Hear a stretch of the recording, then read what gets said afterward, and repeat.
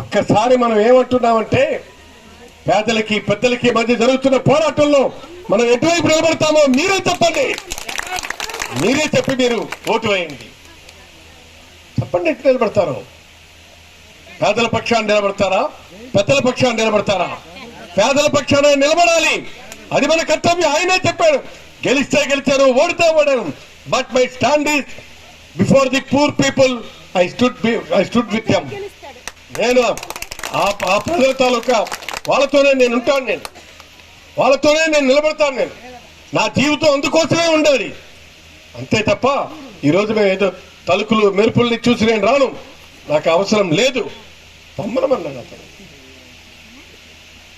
కాబట్టి దయచేసి మనం ఖచ్చితంగా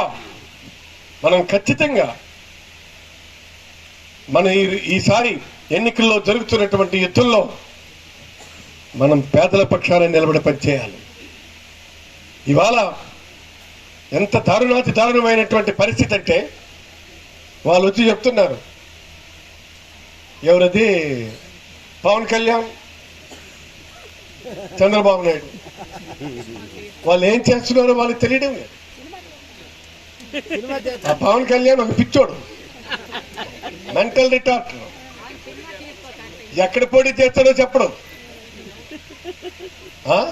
నేనేమంటున్నానంటే ఒక పద్ధతి, ఒక క్లారిటీ ఉండాలి కదా. తమ్మినేని సీతారాం నా చావరేమో అందాల వరుస, మీరు ఓట్లు వేస్తే గెలుస్తాను, లేకపోతే ఓడతాను. అర్థం కాలేదా? రైట్. నేనేమంటున్నానంటే మనం ఆ పద్ధతిలో మనం వెళ్ళాలి తప్ప, నేను ఈ రోజుకి ఎక్కడ, రేపు ఎక్కడ, మరొక దగ్గర, ఇంకొకటి దగ్గర, అది కరెక్ట్ కాదు. అందుకే చెప్తున్నాను నేను, ఇది మనం ఖచ్చితమైనటువంటి నిదానంగా మనం ఓటుని వేసుకోవాల్సినటువంటి అవసరం ఉంది. ఆ ఓటునే మనం సద్వినియోగం చేసుకోవాలి. అందుకే ఆయన అన్నాడు, నా వల్ల మీ ఇంట్లో మంచి జరిగితేనే నాకు ఓటు వేయండి అన్నాడు. అది చిన్న మాట ఏం కాదు, చిన్న మాట ఏమి కాదు. అందుకే నేను ఏమంటున్నానంటే, ప్రతి ఒక్క మనిషికి ఎవరూ సహాయం చేయలేరు, కానీ అలాంటిది ప్రతి ఒక్కరికి సహాయం చేసే ప్రయత్నం చేసిన ఆ మహానుభావుడికి హ్యాట్స్ ఆఫ్.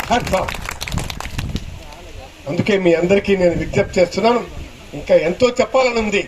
సమస్య లేని ఇల్లు ఉండదు, పరిష్కారం లేని సమస్య ఉండదు. బంధాలు గొప్పవి, బాధలు చిన్నవి. మీ సమస్యని మేము పరిష్కరిస్తాం. రండి, మాట్లాడుకుందాం.